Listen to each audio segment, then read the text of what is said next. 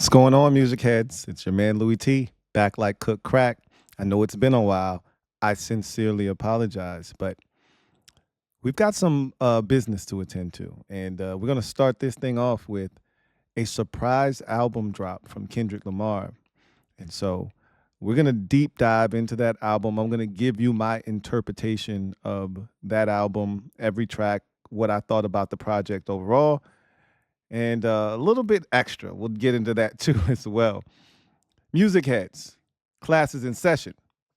Turn me up.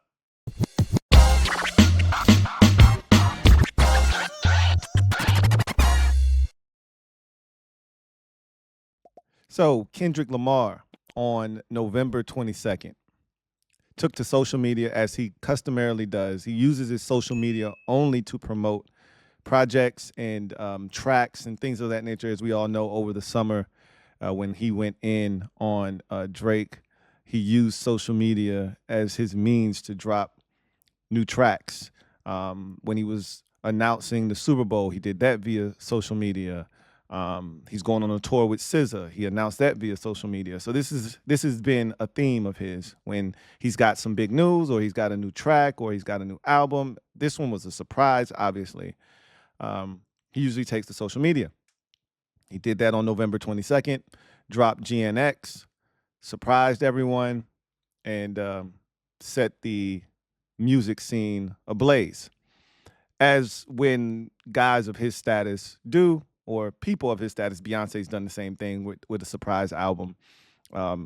It sends shockwaves through the industry, fans go crazy, et cetera, et cetera. Being that this is the first time we've heard from him, really since the beef with Drake, it was interesting to see where this project would go. I thoroughly enjoyed the project, first and foremost. We got another heart out of this as well. Drake tried to come and disrupt the whole heart series. That was a big thumbs down. Kendrick quickly, you know, put that to rest. And I don't even think anybody even acknowledges that. But this was 12 songs. It was a well constructed project, I think, personally. And I'm going to tell you what I think. And I'm going to go through each and every single track. And I want your opinions too. Leave them down in the comment section as we go through each and every single one of these tracks. What you thought about the album. Were you surprised when the album dropped, et cetera, et cetera? Leave all of that stuff down in the comment section. I do want to say this. You know what? I'll save that for the end of the show. Let's get to the actual album itself. Let's go to the Learning Center. So 12 tracks, as I mentioned, or GNX, November 22nd. This was dropped. I'll give you my sentiment on each track. We won't play the actual track, but I mean, I'm pretty sure you've listened to this 15 times already, just like I have. So, love the album cover. Simple, black and white, straight to the point. Love it, right? So, you jump into GNX, and I'm be honest with you, I didn't know what to expect. You know, the last couple projects from Kendrick have been very different. You know, you really didn't know what to expect. Good Kid, Mad City was crazy. Damn was filthy, and then Mr. Morale and the Big Steppers, a little uneven. You know, so you really didn't know, what to expect. What kind of energy were you going to get, so to speak? Thought this was a good mixture of some of everything, right? Love the initial track that he started the album off with, Whacked Out Murals. Um, I love the energy, right? Kind of hypey energy. Getting at a few people. And look, I think some of the things that he said and the people he got at was a little overblown. Like he's not dissing Lil Wayne or Snoop, just expressing disappointment, right? That's kind of what he was doing. Like, hey man, I thought we was better than that. I thought y'all would be happy for me getting this Super Bowl opportunity, and instead, you know, Lil Wayne's in his feelings because he thought that because it was in New Orleans, he should be bestowed that honor. But Lil Wayne's been tripping here of late, and anybody that's seen him perform knows he couldn't handle this type of stage right now with the current state that he's in. He needs to get his shit together, to be honest with you. But I digress. Snoop, he was disappointed about Snoop, um, who Drake used his voice on that diss track where he used AI for him and Pac, and instead of him kind of denouncing it, he reposted it and laughed about it, and Kendrick didn't find that funny at all, obviously.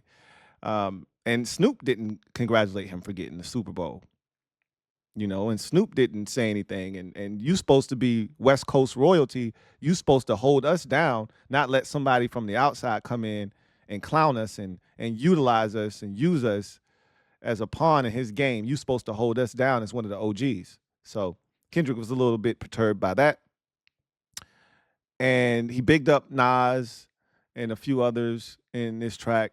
I love that he got it Andrew Schultz as well in this track, among others. So I just really like the energy to start this album off in Whacked Out Murals. You go to number 2, Squabble Up, and I love the Lisa undertones here. Okay, so knowing that I'm a big R&B guy, so I love that. I call this Not Like Us 1.5. Wasn't quite the same energy, but it did give me some of those vibes just a little. It couldn't be 2.0 because 2.0 is a little bit later on in the album. You know which track I'm talking about, but again, love the energy here. Thought it was a dope song, and so loved it. 3, Luther featuring SZA. Love this song. Yeah, first of all, it's Luther Vandross. I mean, what do I need to say? I thought I called this slow fire right here. This is slow fire. Obviously, you get the sample of "If This World Were Mine," the Cheryl Lynn, Luther Vandross epic duet. I thought this was also a bit of a shot at Drake, just from the standpoint of I can get in your bag and I can do it better. There's been so much talk of him just being this conscious rapper, and he can't get into in other lanes and genres. He's just that type of rapper, and that's it. So I felt like this was him showing diversity, which he's done in the past. It's not like he can't do that, but just like Not Like Us was his ability to go and get in the clubs, to be a banger that you play everywhere, cookouts, anywhere, right? Not just some shit you bang in your car, or you know what I'm saying. So one of the Drake's staples of his career has been the ability to work with female artists and do the slow song, do the song where he sings this, that, and the third. And this is just another example of Kendrick being able to get in that bag, get in your lane, and I'm gonna do it better than you, right? Thought that was a dope track. Anytime Kendrick and SZA link, it's usually good music anyway. So I'm not surprised that this turned out to be a really good track. Number 4, Man at the Garden. This to me, immediately as the song came on, I said, okay, this is an ode to Nas. Immediately, I felt like this was an ode to Nas. This was one mic all day, every day. The minute it came on, I said, okay, this is one mic. And even the slight switch up where he starts to rap faster, everything about this was one mic. So this to me was his ode to Nas. Again, love it. All right. Number 5, Hey Now. This was straight West Coast flavor, and this song was dope. And I just love the competitive spirit. They go back and forth in this one, and I like this one a lot. Anytime you get two dudes going hard on a track, and I always can appreciate when you get, I call it playoff dual flow, right? Now this wasn't quite that, but you did get a little bit of that energy in this particular song. When I talk about playoff duet or dual flow, it's usually with two dudes on the same track, intertwining with one another. So you might give me 8 and then they give me 8. Or you might give me 2 bars and then he jump in, give me 2 bars, and you come back, give me 2 bars, and you kind of just intertwine the two flows together. Sort of like Brooklyn's Finest. Um, Trying to think of the track Jada Kids had with Styles. They would do that all the time. But that it wasn't quite that in this song, but you do get a little bit of that flavor on this track. This was straight West Coast flavor though, and I loved it. Number 6, Reincarnated. This one's easy. Like, this one was an ode to Pac. If track 4, Man at the Garden, was an ode to Nas with One Mic, this was an ode to Pac all day, every day. I think this was Kendrick's middle finger at Drake saying, I'm going to show you how to pay proper homage to Tupac. So this was his, this was Pac all day, every day, man. I think anybody that heard this song automatically knew exactly where he was going with this one. And he crushed it, like he always does. Number 7, TV Off. This was DJ Mustard at his finest, doing what he does best. Hypey West Coast beat. This is Not Like Us 2.0. Like, you can't listen to this and don't think that this is an extension of Not Like Us, because that's exactly what it is. Somebody got to do it. And Mustard was like, don't mind if I do. So that was fire, and thought that was another dope track and a perfect extension of Not Like Us. 8 was Dodger Blue. To me, this was Kendrick's ode to LA. And I specifically had a soft spot for this song because of it being produced by Terrence Martin, who is an artist that I love personally as an R&B guy myself. Hey Now is one of my favorite songs. And he's a super talented producer, songwriter, singer, etc. And so him having a part of this, I could kind of hear his impact, his imprint, his thumbprint, if you will, on this particular track. But again, this was more of a Kendrick ode to LA, like repping his city, repping where he's from, that sort of thing. Number 9, Peekaboo. This is the one that kind of gave me the playoff dual flow type energy with him and Ash Cheek on this one, kind of going back and forth. I thought that the them playing off of one another was dope in this one, so I enjoyed that one a lot. Probably the song that garnered the most attention on the album was The Heart Part 6. Obviously, Kendrick had parts 1 through 5 prior to this. Drake did Heart Part 6 as a diss with a full video and visual aspect, and Kendrick shit on it immediately, not even 30 minutes after it was put out, and with Meet the Grams, and then it just went and it escalated so quickly after that, right? And so this is the real Heart Part 6 right here. Obviously, the SWV Use Your Heart sample, just beautifully executed. One of my favorite SWV songs. I'm pretty sure it's the same for most of you. This one had me in a chokehold. I'm not gonna front. When I listened to this album, this was the one that I played back the most. But I'm an R&B guy at my core, so this one was gonna catch me. That Luther, all of those type songs were gonna resonate with me a little bit more because of my background and what I'm into. But you also gotta acknowledge that this one was introspective Kendrick. And I am a sucker for introspective raps that tell a story. Normally, when you're introspective and you're telling a story about your life and you're going back in the timeline and you're giving everybody a synopsis of what it was like at a certain period, I'm a sucker for that. I can't deny it.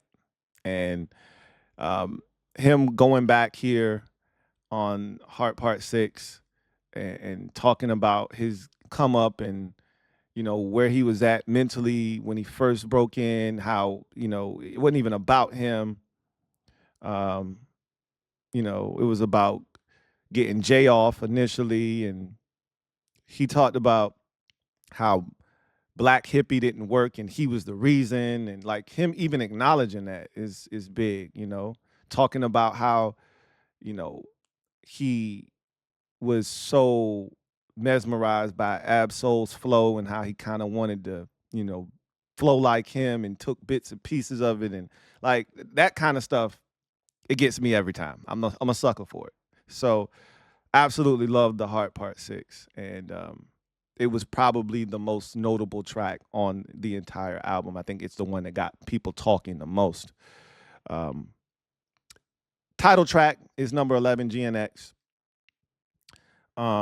This to me was Kendrick putting the homies on. This is what that felt like to me. He really didn't do much himself. He was more so just the hook, and he just let the young fellas, he let the homies have this one. Like, hey, y'all go ahead, get your shit off. More people gonna hear you on this track, on this project, than anything you could do individually by yourself. So this is my opportunity to help put you on and give you a platform. So go get it, right? That's what he did, and again, and it was executed very well. And then the album finishes up with Gloria, and this was dope as F, bro. So Gloria, you see the name of the track, and you hear it you initially, and this is featuring SZA for the second time on the album, and you're thinking immediately, oh, Kendrick is talking about an old flame, an old love, maybe his first love, right? And you know maybe things didn't work out between the two of them, and this is his sort of apology or making amends, like, man, I'm sorry, I did you wrong and I just wasn't ready, that type of thing, right? We heard Jay-Z do this before, on the Rock La Familia, right? We've heard artists do this before, go back in the timeline a little bit, tell the story. But if you listen to this, I listened to this about 5 or 6 times because I'm like, I'm tripping, I'm missing something. And then he tells you at the end, and I was like, bro, he literally told you and you weren't listening. Open your ears. He wasn't talking about a female. He wasn't even talking about a person. He was talking about his pen. That's his first love. That's Gloria, the pen. And you hear little antidotes in there, like your favorite movie is The Notebook, and you're like, oh, damn, he is talking about his pen. This is it. This is Kendrick hard at work right here, man. Using the pen and making it a human, essentially giving it human qualities and attributes. We've heard people do this before. He's not the first person to do this, obviously, but he did it beautifully. He executed this to perfection, and it's a great way to end this project, GNX. I thought it was well done, and to go as long as we did without a project from Kendrick, for him to drop this when he did, how he did, it was worth the wait. I enjoyed it, and it just continues to take his superstardom, to another level, I think, personally. So now I ask you, what do you think about the album? I want your favorite track on this album, but more importantly, what is your favorite, the heart? What part? Is it 1? Is it 2? Is it 3? You got to go back in the archives for 1, 2, and 3. 4? Is it 5? Or is it 6 that you heard on this album? Now, some people suffer from recency bias, so 6 might top your list, and that's fine. I'm not going to, try to slant you in any way, but I'm just going to tell you there's a bar that still has me in a complete chokehold, and for that reason and that reason alone, um, that one's at the top of my list. Tiptoeing around my name, you lame. And when I catch you, homie, don't tell me you was just playing. Boy, that bar turned out to be very, very true. What foreshadowing from Kendrick? What are we talking, 7 years ago? I think that might have been 8 years ago when that one came out. Tiptoeing around my name, it's lame. And when I catch you, homie, don't tell me you was just playing. Truer words have never been spoken. So, what's your favorite to heart? Leave it down in the comment section. What was your favorite track on this project, GNX? And I want to end this particular episode by talking about Drake suing Kendrick. What a bitch made move, man. This is starting, this is what I feel. You can tell me how you feel down in the comment section. The Drake Kendrick beef is starting to feel very 50 Ja Rule-ish. Are you feeling that same vibe? Because when 50 was done with Ja Rule was finished. There was no more Ja. He was done and he couldn't recover. I'm going to be honest with you. I was a Drake fan prior to this beef. I haven't listened to Drake's music since Kendrick ended him with Not Like Us.